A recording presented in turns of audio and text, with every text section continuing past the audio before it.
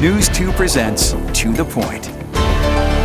Hello and welcome to a special live edition of To The Point. I'm Riley Benson. Over the next 30 minutes, we will introduce you to the two men hoping to become Charleston County Sheriff.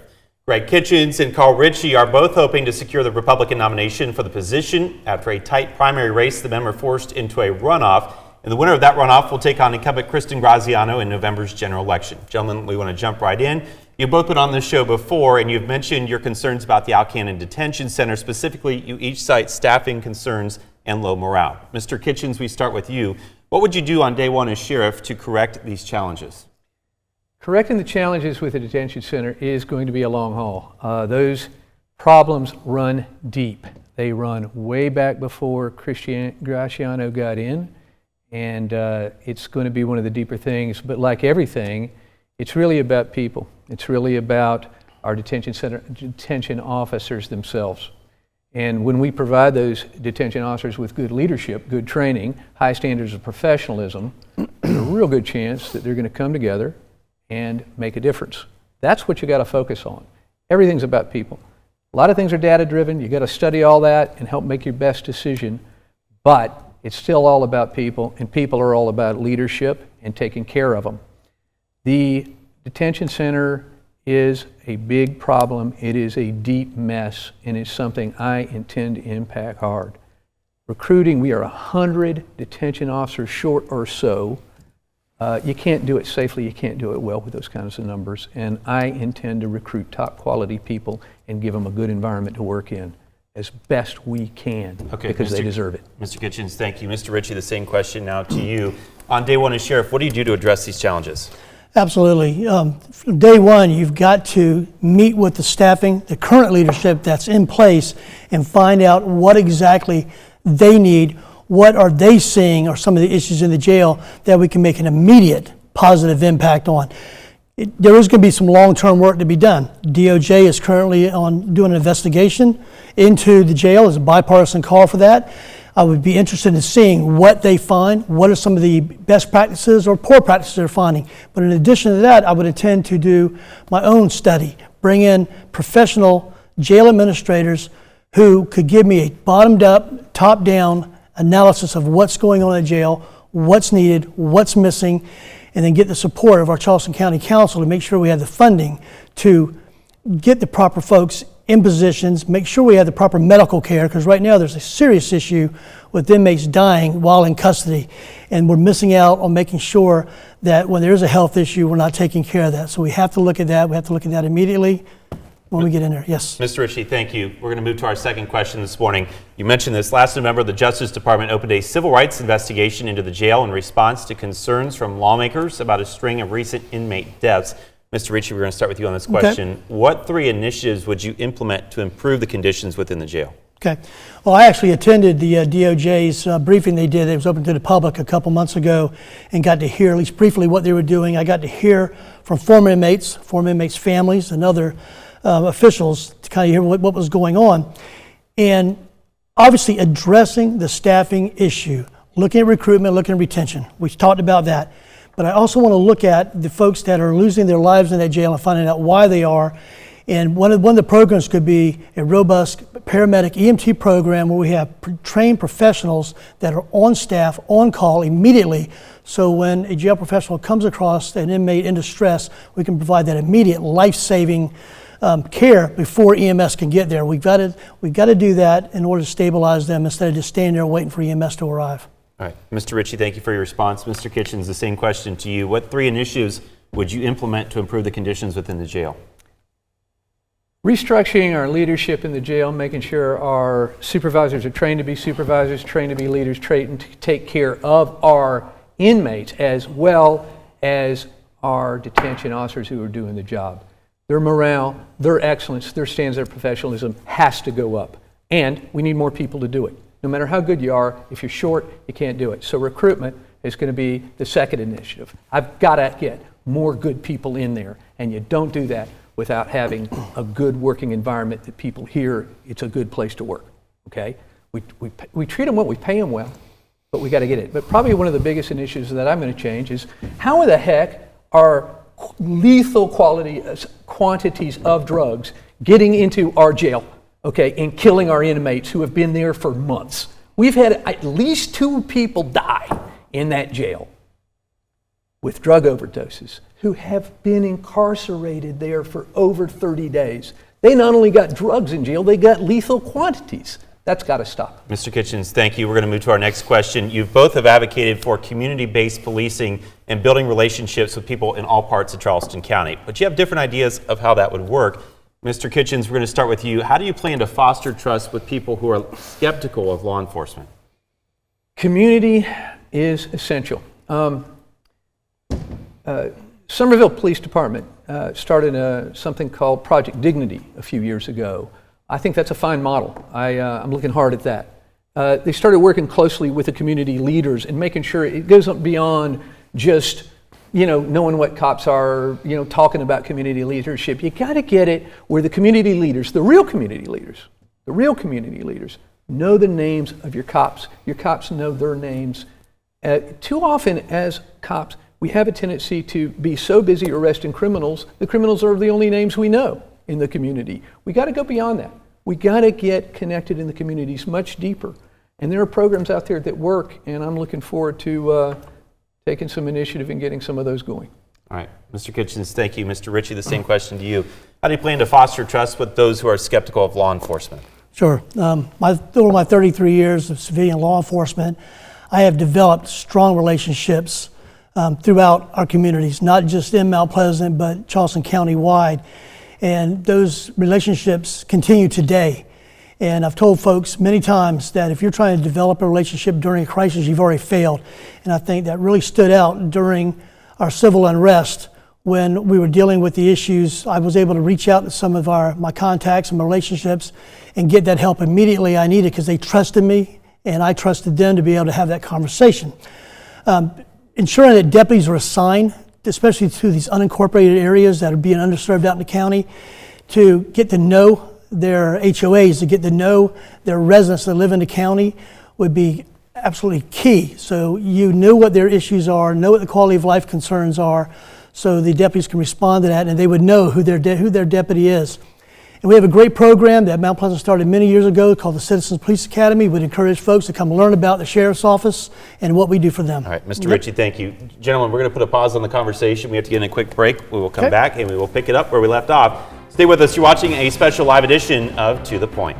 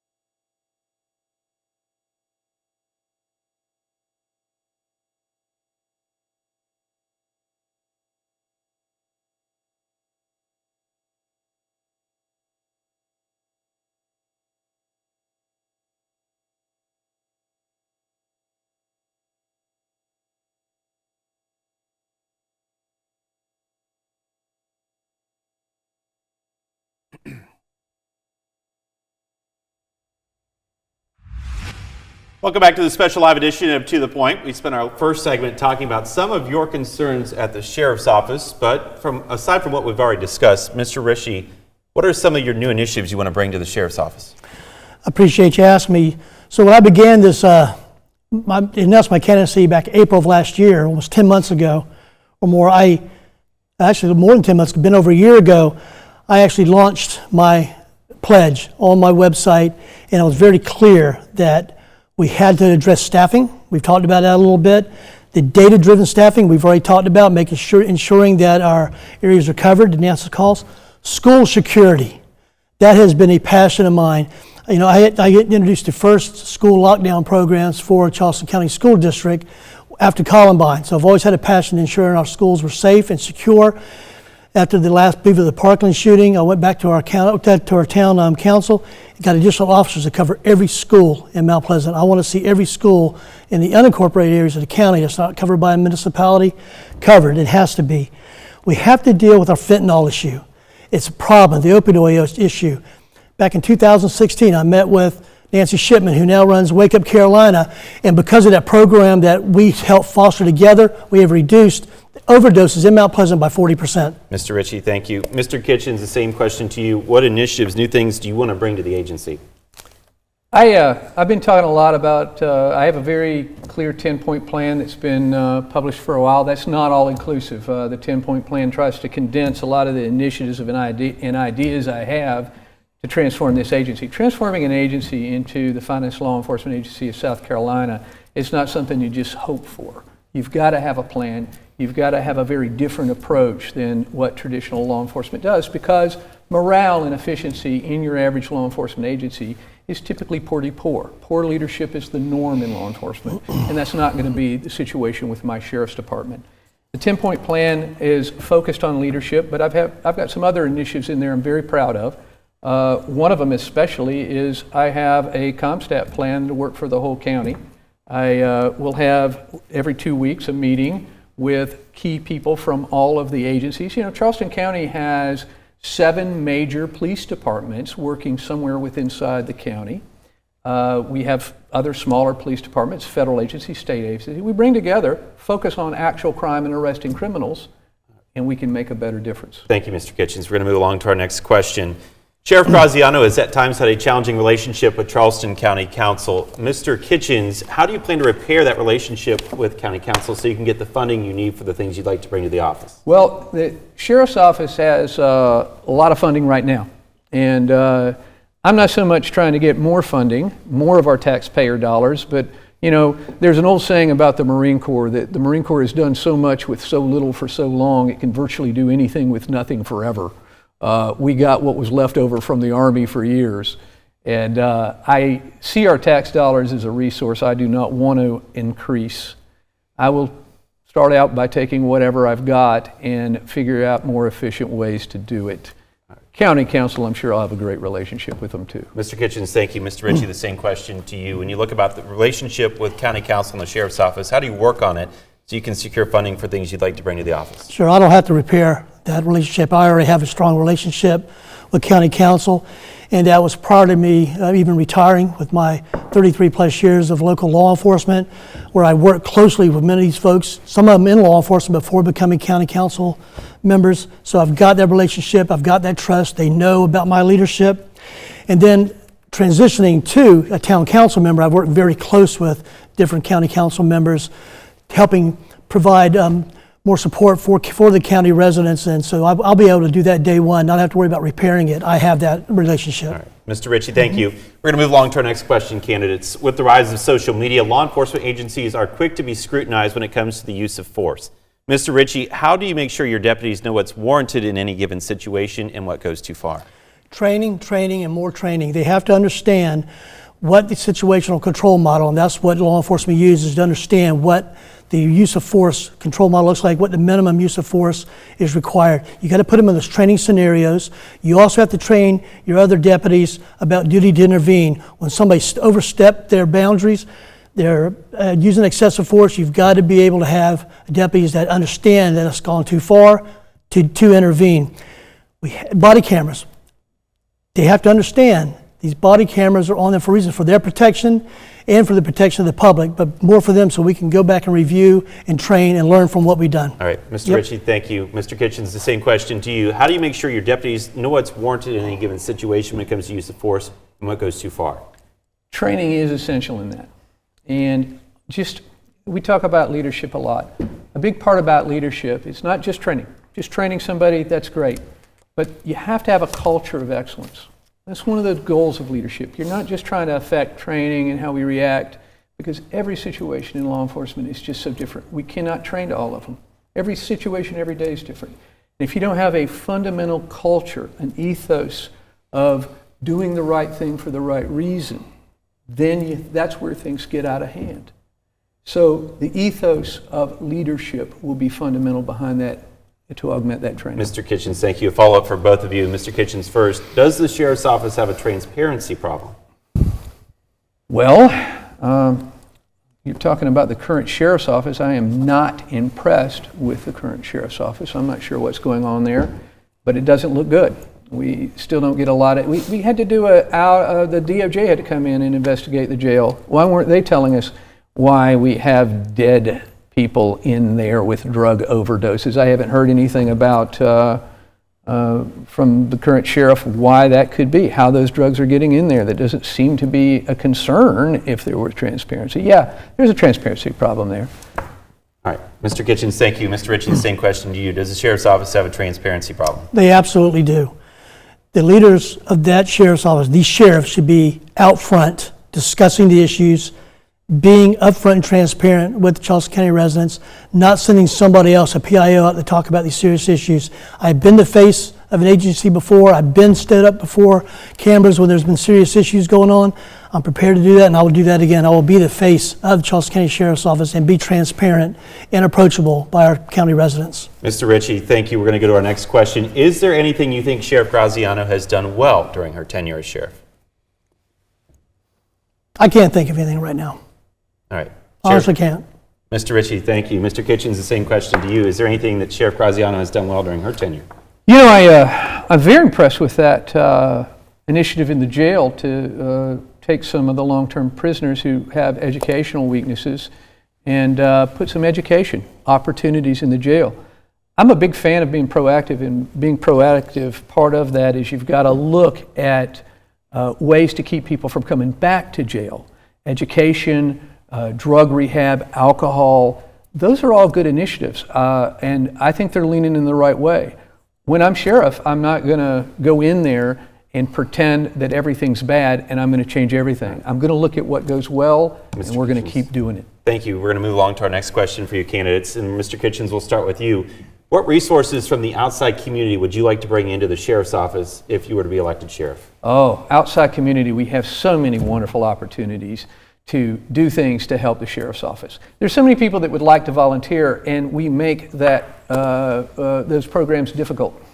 One of the initiatives, and I believe I mentioned this in my 10-point plan, one of the initiatives is we can take retired detectives, some of them from out of state, and bring them in here to, they've already talked about volunteering to work on cold case files. That's just one small initiative, but things like that. There are opportunities out there and we need to take advantage of them. Mr. Kitchens, thank you. Mr. Ritchie, what resources would you like to bring into the sheriff's office if elected sheriff? I actually mentioned it briefly a couple of questions ago. Wake Up Carolina. They're an amazing group that came out of a tragedy when a mother lost her child to opioid overdoses, where this program has been very successful in Mount Pleasant.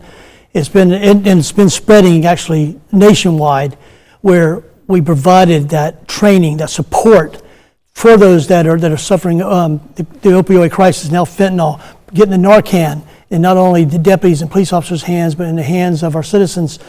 And by doing that, we have reduced overdose deaths by 40%. And that's a program that I helped initiate, and that has continued even after my retirement. All right, Mr. Ritchie, thank you. Mr. Kitchens, thank you. Candidates, we've covered a lot of topics in a quick amount of time. We're going to take a quick break. When we come back, we're going to sum it all up. You have a chance to make your final closing statements. You're watching a special live edition here on To The Point. Stay with us. We're coming right back.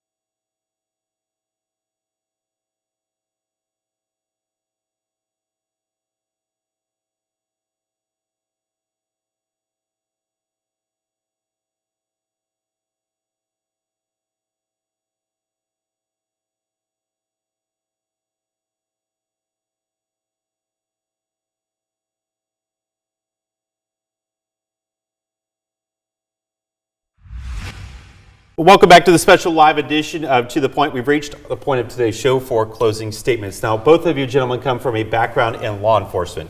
You will now have 1 minute to tell voters what makes you uniquely qualified to serve as the Charleston County Sheriff. Mr. Ritchie, you'll go first. Sure.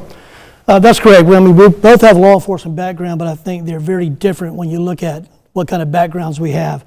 So 40 years ago, when I enlisted in the Air Force, I became a military police officer. That's when I began my life as a public servant. Continued on into my civilian law enforcement, 33 years of civilian law enforcement, where I worked up through the ranks from 60 patrolman to the highest ranking officer in a police department, chief of police, given a lot of responsibility for managing big budgets. I've continued that service for that 33 years with very short break in service, but it wasn't even much of a break from law enforcement when I immediately became a town council member, continue to serve my town, continue to work with our police legal judicial committee, with our other public safety committees. It's very important to me. I have been involved in some very difficult situations. I have been tried, whether it be by man-made disasters, natural disasters, the pandemic, civil unrest. I have been tested, I have been tried. It's not what would I do, it's what I have done. I'm ready to serve on day one. Thank you. Mr. Ritchie, thank you. Mr. Kitchens, you have a minute to say, tell us why you're uniquely qualified for this position.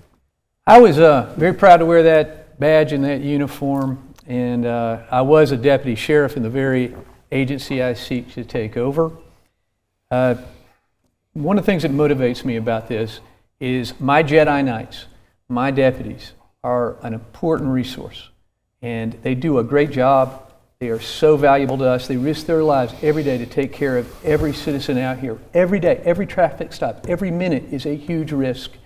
And they deserve leadership. They deserve to be taken care of. They deserve to be properly trained. And we deserve that. We citizens deserve that. I've got the experience, the vision. I've got the plan. I've got the drive to make a difference as your sheriff. I'm excited about it. And I have a unique level of experience through doing so many things over the years. My Marine Corps background, retiring as a colonel, gave me some perspectives of leadership outside of law enforcement that is going to be valuable. Mr. Kitchens. Thank you.